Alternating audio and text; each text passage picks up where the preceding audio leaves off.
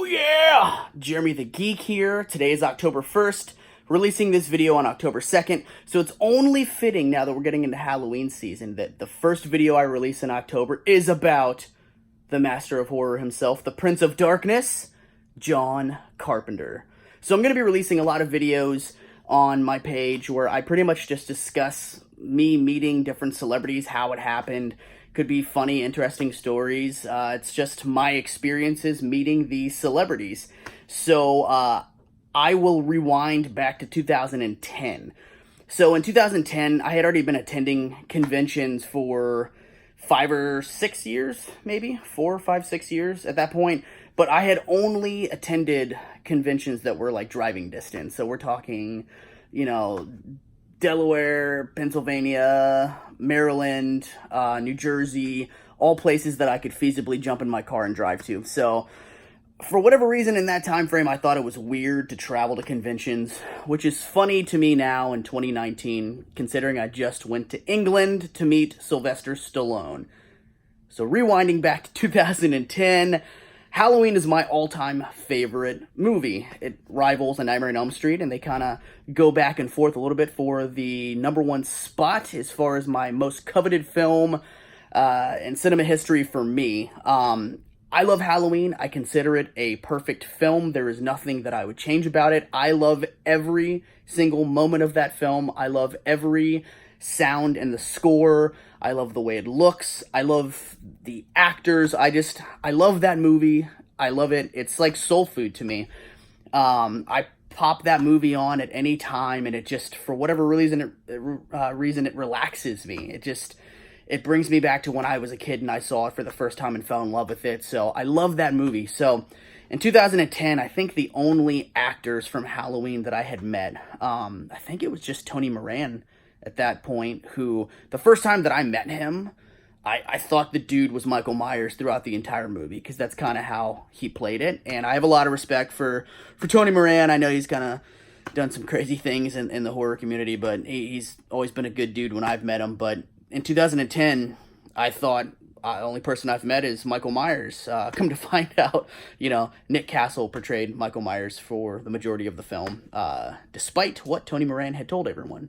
So anyways, I remember specifically I was at work, and, in 2010 on my primitive smartphone, which probably wasn't very smart back then, and I remember seeing this convention in Texas post John Carpenter's first convention appearance, and I lost my mind, and I was like, oh my god, John Carpenter is my favorite director of all time. He's directed all of my favorite movies: Halloween, The Fog, Assault on Precinct 13, Big Trouble Little China, and the list goes on and on. Vampires, the list goes on and on and on. I love the guy's body of work. He is by far and away my favorite filmmaker of all time. That will never change. It's always going to be John Carpenter. So when I saw that he was announced for Texas Frightmare, I was ecstatic. I said, I have to meet this guy. I've never traveled, on a plane to a convention to do my geek thing, but I gotta do it. So I had just started dating. I guess we'd been dating for a little while. I'm gonna get in trouble here. My now wife, and I said, look, we gotta go. Like, I gotta meet John Carpenter. Like, I have to go to Texas Frightmare. I have to meet John Carpenter. I have to shake his hand and thank him for creating my favorite thing ever.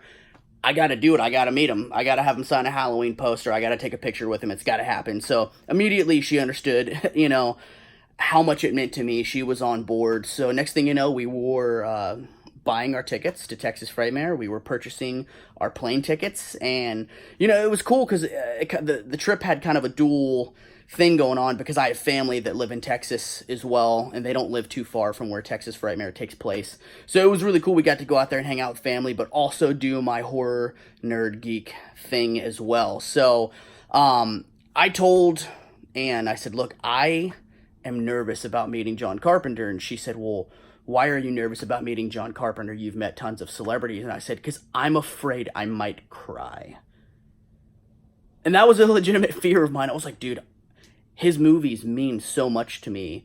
Him as a person means so much to me that, dude, what if I get up there to meet him and like, oh, hey, here's my Halloween poster and you're a hero of mine. And what if I just start like,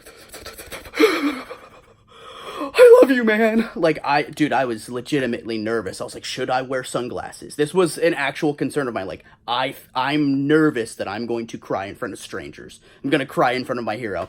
So, needless to say, we get to Texas. We get to Texas Frightmare.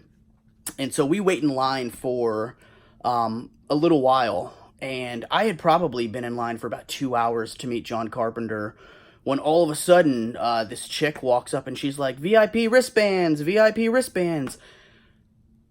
I didn't realize that for 2 hours I had been in the VIP line. No one told me.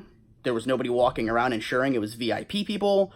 I was scared to death because I was like, holy shit, the general admission line, the other line that I didn't even know was a thing, is now like 3 miles long. So like I might not even get to meet John Carpenter today. So the couple that me and Ann had been talking to, like I think they saw me turn as pale white as Michael Myers' mask, and they said, you don't have a VIP pass, do you? And I just said, they said, don't worry, keep cool. We'll make sure that you're good, that you get moved along. So I had a painting that I was having John Carpenter sign as well. They were like, kind of cover your wrists with that painting so nobody thinks anything different. So I said, all right. So anyway, so thankfully, nobody went up and physically checked my wristband because that would have sucked having waited so long in that line. So I get up to meet John Carpenter. All of a sudden, he's right in front of me. And it was the weirdest thing, probably one of the weirdest things that I've seen to this day, having attended conventions for like 16 years now. John Carpenter had a TV set up like 2 feet away in front of him, in front of his autograph table, playing the basketball game. Like, I think that was one of his demands. Like, hey, my team is playing Texas Frightmare. You got to have a table set up. You got to make sure that I got a capability to watch this basketball game or I'm out. So Texas Frightmare very much complied because John Carpenter had never done a convention before. And a lot of times a name gets announced and horror fans go, oh, great, they're hitting the con circuit. I can't wait to meet them when they come to my local convention. Listen, guys, it does not always work like that. Sometimes celebrities do a convention and then they're like, yo, that was not for me.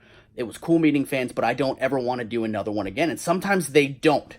So if a name pops up that you're interested in, my suggestion from doing it all these years, go to that convention because you might not get another chance. So anyway, so Texas Frightmare complied. There is a TV right in front of his autograph table, and he's watching the basketball game. And I remember that I think the guy, like 2 people in front of me, had to this day also the strangest thing that they wanted to get autographed. I had never seen this before.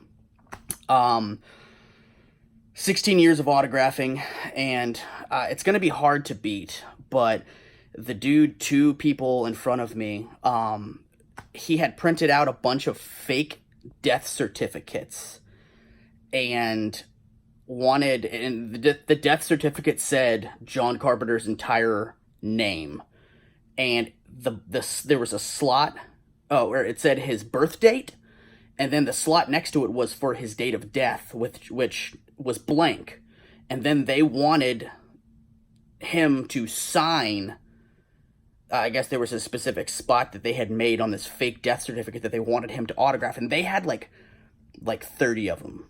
They wanted John Carpenter to sign 30 of his own fake death certificates. And I remember kind of like looking like, what does that dude have? He's got like 30 of them. Like, what is that?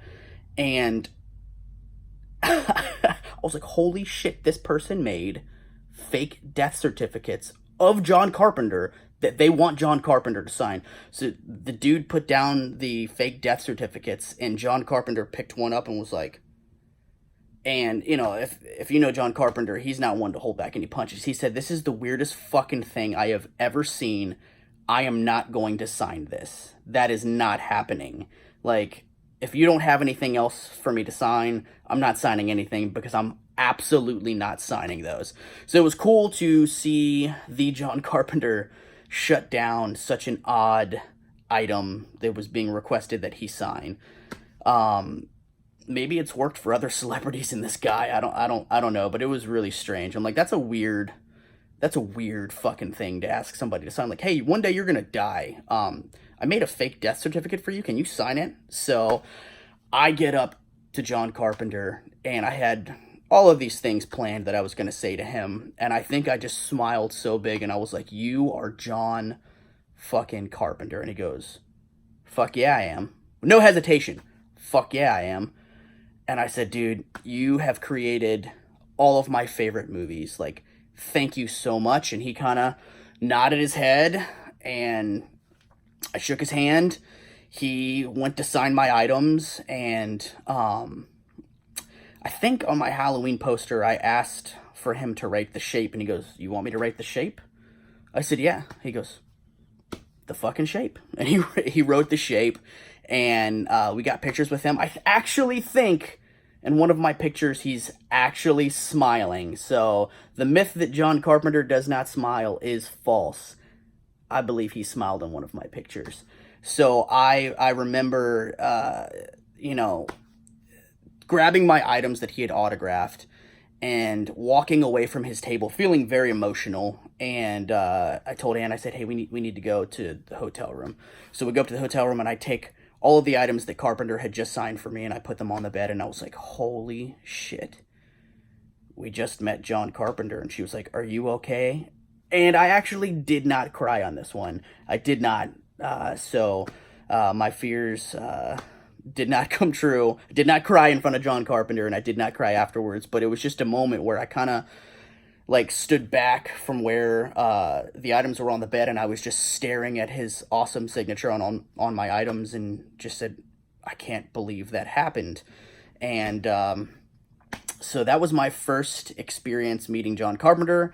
I've met him 4 or 5 times since then, because anytime it's a feasible thing that I could feasibly meet John Carpenter, whether it be on a tour with his band, or whether it be at another convention that's close to me, I'm going. He's my favorite director of all time. He's actually my favorite autograph to get. Like, I love getting new John Carpenter autographs. It's just, the guy is a hero to me. He's a god to me.